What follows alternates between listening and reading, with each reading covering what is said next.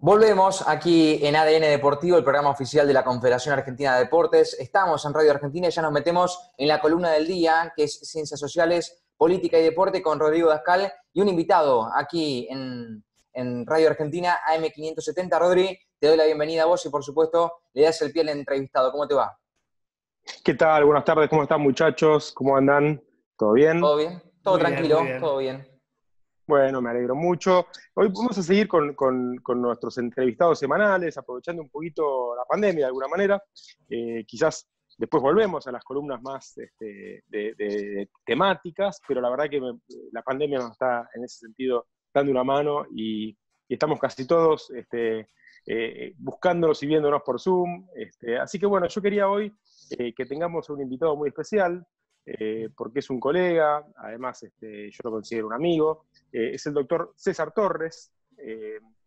Con César venimos estando en contacto hace ya bastante tiempo, porque, digamos, en principio porque yo leo sus trabajos e intercambiamos permanentemente cuestiones que tienen que ver con nuestro trabajo académico y con los intereses compartidos, ¿no? en el mundo de la academia. Como suele ocurrir, yo siempre muestro un libro, ¿no? O dos libros. Aquí estoy mostrando, no sé si se llega a ver bien, este librito de César, que se llama Gol de Media Cancha, conversaciones para disfrutar el deporte plenamente. Si tengo que presentar a César, tengo que decir que él es argentino, pero hace ya muchos años que está en Estados Unidos.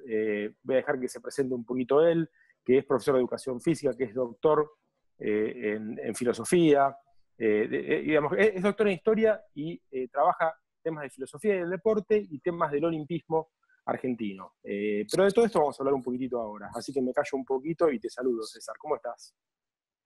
Saludos a todos y a todas, es un placer estar con ustedes y especialmente con Rodrigo, que como bien decía es un colega a quien admiro y también un amigo con quien tengo en ocasiones la oportunidad de asistir a algún estadio de fútbol, que es una pasión compartida. Si bien nos apasionamos por colores diferentes, nos une mucho más que nos separa. El fútbol nos une. Esa pasión trasciende nuestras diferencias de colores. Y vemos a veces algunos partidos en un marco de muchísimo respeto mutuo, pero también por la práctica.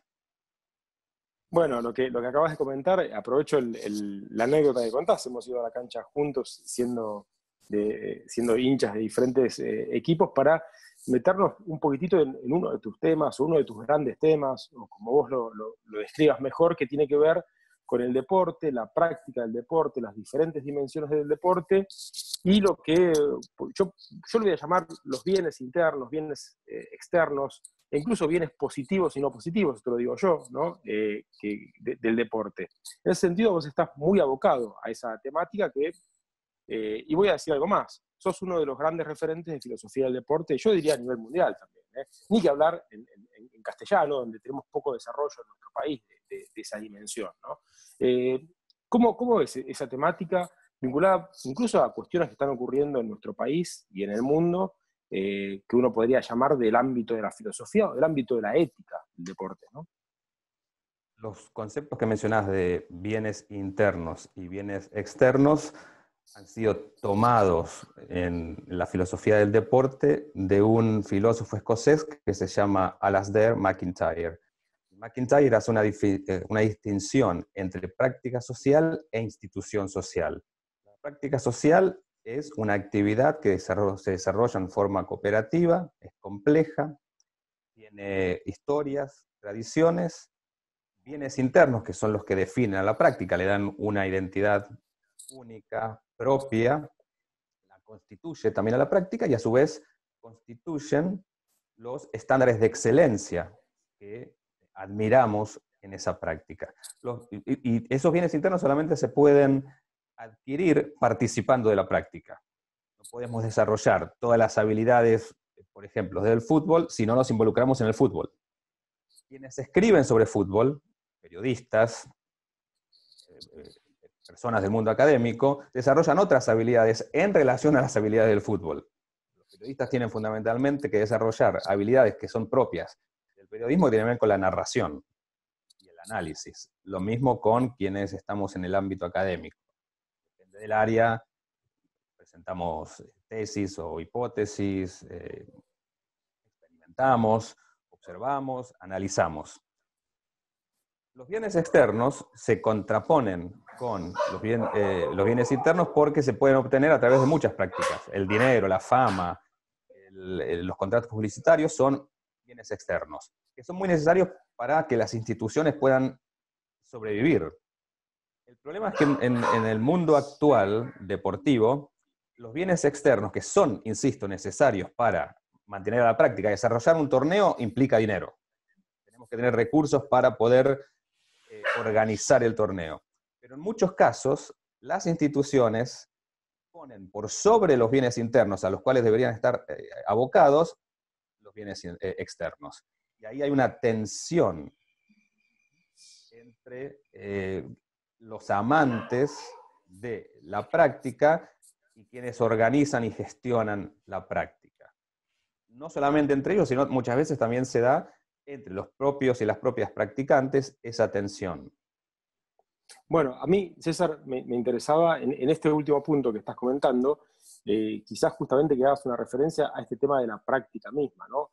Yo noto que en tus trabajos y en nuestras charlas casi cotidianas hay como una preocupación muy profunda tuya por, en la práctica del deporte, qué es lo que uno puede considerar ético o aceptable con respecto a los practicantes del deporte. Y cuando digo practicantes del deporte, digo, eso incluye sus declaraciones, la gente que los rodea, las actitudes, es decir, la práctica en sí misma del deporte y esto que lo rodea, ¿no? ¿Cómo ves vos esa cuestión que, si lo llevamos a una cuestión más cotidiana, tiene que ver con esta lógica tan nuestra, tan argentina, de decir, bueno, está bien, ¿no? El fin justifica los medios, ¿no? La viveza criolla, ¿no? Tan trabajada desde la época del gráfico en adelante, ¿no? ¿Hasta dónde el deporte está en este momento discutiendo estas cuestiones? No sé si lo discute con la sistematicidad, la seriedad que los temas merecen, pero sí estamos continuamente expuestos y expuestas a una serie de tensiones morales que se dan en la práctica del deporte. No solamente los practicantes directos, los y las jugadoras, sino también, como bien decís, todo el universo que conforma el mundo del deporte. Uno pues, se podría preguntar cuáles son las obligaciones éticas, no solamente de jugadores y jugadoras y el personal que entrena y apoya el proceso de entrenamiento, sino también la dirigencia, los patrocinadores, incluso los simpatizantes y las simpatizantes. Es un tema muy poco estudiado, el de los y las simpatizantes. Vuelvo al ejemplo de asistir al estadio. Si bien uno tiene cierto favoritismo por un equipo o por otro, si realmente nos interesa la práctica, primero deberíamos celebrar la excelencia de quienes practican el fútbol en este caso, independientemente de cuáles son los colores. Lo importante es la práctica social. Quizás habría algunas excepciones con aquellas personas que tienen una vida en un club muy arraigada. Pero si uno fuese primero simpatizante del club X antes que de un deporte en particular, uno debería abocarse casi en forma homogénea a todas las actividades del club. Pero nos interesa en general el fútbol. Y el fútbol es el club del que somos partidario. Pero por sobre el club parecería estar la práctica. ¿Por qué no respetar, cuando la práctica lo demanda, al contrincante o a la contrincante? Depende cómo se construya la práctica. Por eso es tan importante teorizar antes de hacer análisis normativo, análisis ético. Sin tener una concepción de la práctica social, es muy difícil poder avanzar en cuáles son las obligaciones que tenemos frente a esa práctica. Tengo una pregunta, César, porque quizás la gente, no lo dijimos al principio, yo lo dije muy al pasar, ¿por qué no contás dónde estás en este momento, dónde desarrollás tu trabajo académico y cómo ves, digamos, esto que estás comentando con relación a la lógica, digamos, norteamericana del deporte y a otras lógicas como la nuestra, la argentina o la latinoamericana, porque entiendo que si bien lo que decís vale para cualquier, digamos, geografía, cualquier ámbito, estas geografías de estos ámbitos son muy distintos entre sí, ¿no? Vivo en Estados Unidos, en el noroeste del estado de Nueva York, a 650 kilómetros de la ciudad de Nueva York. Estoy en este país hace 24 años y trabajo en uno de los campuses, una de las sedes de la Universidad Estatal del Estado de Nueva York. Es un sistema muy complejo, tenemos 64 sedes, todas son independientes, pero si uno suma todo el estudiantado, el sistema cuenta con alrededor de 400.000 estudiantes. Trabajo en un departamento que en Argentina llamaríamos de educación física. Aquí es un departamento, y traduzco, kinesiología, estudios del deporte y educación física. Tenemos 5 carreras y enseño clases, todas relacionadas con la filosofía del deporte. Después de tantos años, aprendiendo cuáles son los usos y las costumbres del deporte en los Estados Unidos. Hay muchas problemáticas que son similares. El tema de la pasión, de la afición, las tensiones entre los rivales.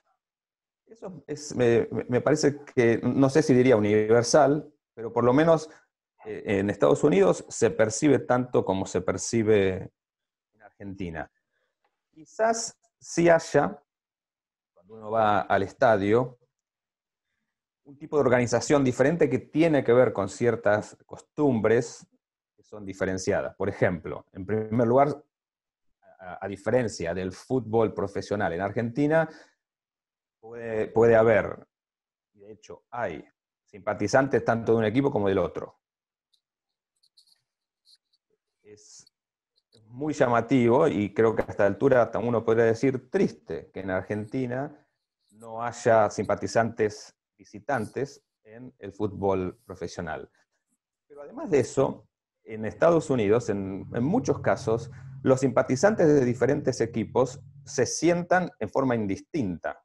No hay una tribuna para los locales y una tribuna para los visitantes. También se da esa organización, pero en muchos casos en general están sentados porque no se canta ni se alienta de la misma manera como en Argentina durante todo un encuentro. Y por supuesto, es impreciso hablar del deporte en Estados Unidos porque cada deporte tiene también un ethos, una habitualidad, una gestualidad que le es propia. Lo mismo sucede en Argentina, no es lo mismo ir a ver un partido de fútbol que un partido de handball o de básquetbol, aunque si bien hay una futbolización del ser espectador o espectadora en Argentina que se ha trasladado a otros deportes.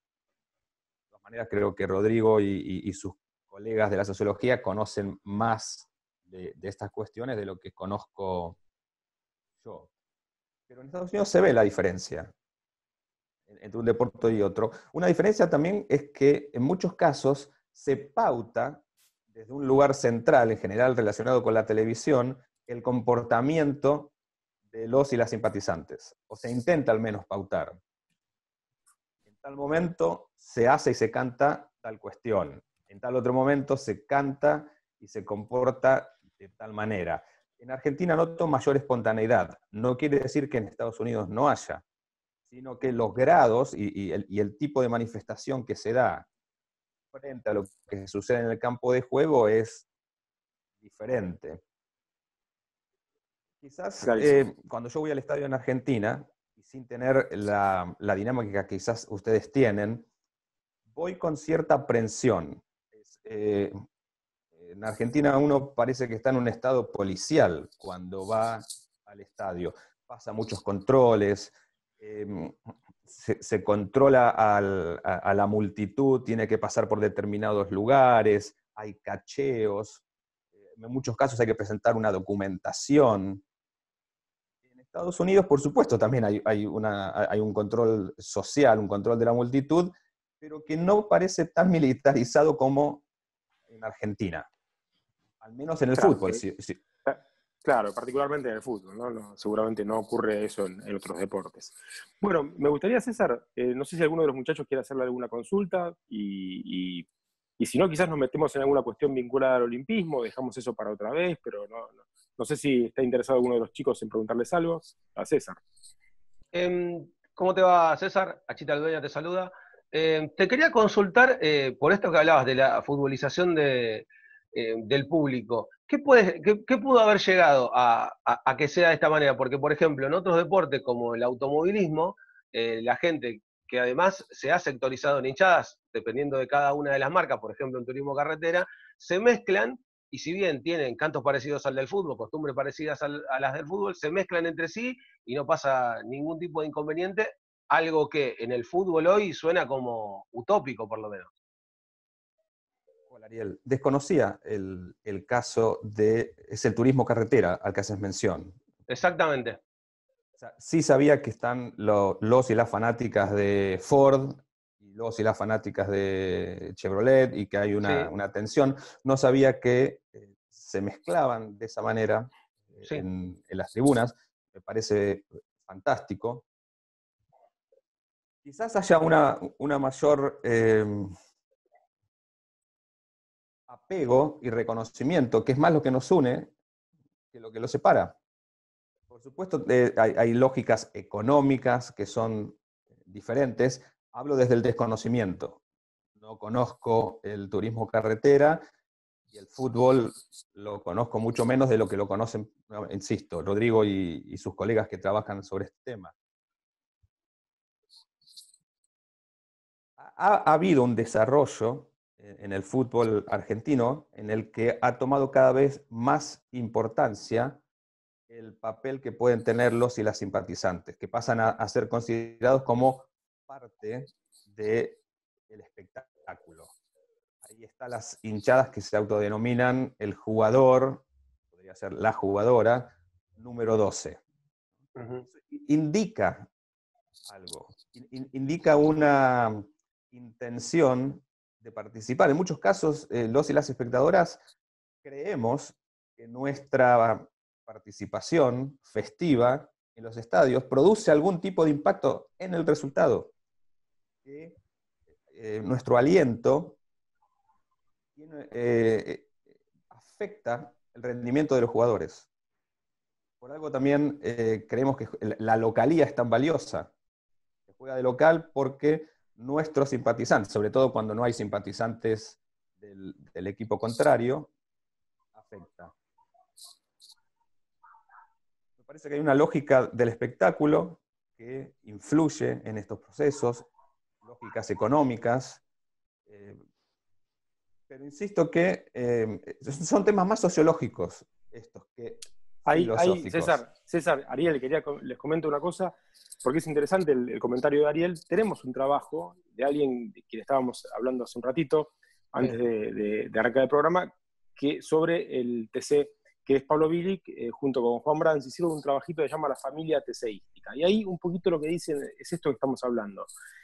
Quizás la gran diferencia que hay con otros deportes es que la gente del TC vive como si fuese un evento familiar la carrera. Va el día anterior, acampa, está todo el día, come asado, toma vino. Entonces, esa lógica familiar no se puede hacer sectorizada según si uno es de un equipo o de otro, ¿no? De Chevrolet o de Ford. Entonces, conviven todos juntos en esa misma lógica, adoptando ciertas cosas del fútbol, pero en una convivencia pacífica, digamos, o por lo menos esto es lo que explican Pablo Bilic y Juan Brands en un trabajo de hace unos años, ¿no? Quizás las cosas cambiaron ahora. Yo quería comentarle un poco. ¿Me permite interrumpirte un segundo? Pensaba también en la cuestión del TC, y nuevamente, desde el desconocimiento. Creo creo que muchas de estas personas se reconocen como fierreros, entre comillas, o fierreras. Los une la pasión por el auto, por esa máquina, y reconocen esa pasión. Y lo que menciona Rodrigo de estos colegas, en Estados Unidos se da también lo que se llama el tailgate party. O sea, son fiestas que se producen antes del partido, en general en los estacionamientos. No vamos a romantizar, no creo que no es conveniente romantizar lo que sucede con los espectadores y las espectadoras en Estados Unidos, pero hay cierta convivencia en la cual uno está forzado, entre comillas, a relacionarse con el otro diferente. Y cuando uno se relaciona con el otro, se hace responsable. Un filósofo francés, Emmanuel Levinas, que habla de la responsabilidad frente al rostro del otro y la otra. Ese encuentro nos hace responsables del otro y de la otra. Cuando al otro y a la otra se la demoniza, es mucho más fácil cosificar. Y de hecho, despersonalizar y ser irrespetuoso, o en un caso más extremo, utilizar violencia con él y la otra. Pero si uno está compartiendo un choripán, o está hurgando en el motor de uno de los autos, con personas que desconoce, pero que le dan un consejo, la relación y el vínculo que se establece es diferente. Así es, obliga a otro tipo de relación. No, quería hacer una consulta, porque no creo que nos quede ya mucho tiempo, César, y contarle a la gente que César además es, para mí, en mi opinión, aunque no tenemos muchos tampoco, el mayor especialista en olimpismo que tenemos en Argentina, es decir, estudió mucho y trabajó la historia del movimiento olímpico en la Argentina y cómo el deporte argentino empieza a vincularse a principios del siglo pasado a esa dimensión que es el movimiento olímpico, ¿no? Que de alguna manera le exigía, y acá me animo a hacer un comentario así muy humildemente, le exigía o le pedía al deporte argentino, y el deporte argentino quería además participar de la lógica universal, y eso produce de alguna manera produce hace casi un año la fundación de la Confederación Argentina del Deporte. Estamos en el programa de la Confederación Argentina del Deporte, y un poquito después el del Comité Olímpico Argentino, ¿no? Quería, nada, yo creo que da para otra columna entera, pero por lo menos una reflexión tuya sobre la lógica olímpica y cómo se configura en la Argentina, y si querés alguna referencia respecto de la Confederación Argentina del Deporte, ¿no? Y su fundación en 1921. La articulación entre la Confederación Argentina de Deportes y el Comité Olímpico Argentino es una articulación que nace de un conflicto entre sectores de la élite política, cultural, social argentina, que intentan predominar sobre el incipiente y creciente campo deportivo en Argentina. Y ha estado marcada por muchos, o fue marcada esta relación de tensión durante muchísimos años. La CAD y la COA estaban en tensión permanente. Hasta que en un momento, durante los años 20, se decreta una fusión entre las dos instituciones que dura 3 décadas. Después de esas 3 décadas, a mediados de los años 50, y siempre todos estos procesos están cruzados por la dinámica política partidaria de Argentina, pero también influenciada por factores globales propios del olimpismo. En mediados de los años 50, la CAD-COA se separa nuevamente, y a partir de ahí creo que la institución que predomina, al menos en cuanto a la organización del deporte olímpico y sobre todo la organización de las delegaciones olímpicas, es el Comité Olímpico Argentino. La CAD queda relegada. Y ha sido una relación conflictiva durante muchísimo tiempo. Durante un periodo, por ejemplo, compartían una sede, compartían el edificio, después se separan. Es una relación muy interesante para analizar, para pensar, que de alguna manera nos da cuenta de una parte importantísima de la historia del deporte argentino. Así es, a eso iba, ¿no? A una referencia en ese sentido, que son las dos instituciones madres del deporte argentino, que con similitudes y diferencias merecen, creo, tener todo un trabajo, y vos sos, en ese sentido, la referencia respecto de eso, y otros que tratamos de ir en esa misma línea, acompañando de atrás de alguna manera, ¿no?, los estudios históricos respecto del tema. Así que bueno, por mi parte creo que te agradezco mucho la charla. Contarle a la gente que César sí, digamos, es una persona que sigue muy atentamente desde Estados Unidos las cosas que pasan en la Argentina. Pueden buscar sus textos aquí, sus textos, no solamente sus libros, sino además sus opiniones, sus columnas de opinión en diferentes medios en el país. Y es, como ustedes están viendo, un colega además absolutamente abierto a la charla, a la disposición amistosa sobre los temas que nos interesan. Así que, César, muchísimas gracias por esta conversación, y quizás otro día podemos charlar más específicamente sobre el tema del movimiento olímpico, ¿no? Quedo a disposición de ustedes y nuevamente les agradezco, y especialmente a Rodrigo, por la invitación a participar en su columna de hoy. Bien, Rodri, gracias también por la columna del día de hoy. César, también te saludo desde aquí, desde la Confederación Argentina de Deportes, por supuesto, ADN Deportivo, el programa oficial. Abrazo grande, Rodrigo Dascal también con su columna Ciencias Sociales, Política y Deporte. Seguramente la semana que viene estamos en contacto nuevamente, Rodri. Gracias, Nacho, gracias, Ariel, gracias, Santi. Abrazos grandes. Abrazo. Bien, Hasta luego. Un abrazo. Ha pasado entonces César Torres, Rodrigo Dascal, aquí en la columna Ciencias Sociales, Política y Deporte. Hacemos una breve pausa y a la vuelta cerramos el programa del día de hoy en Radio Argentina, AM 570.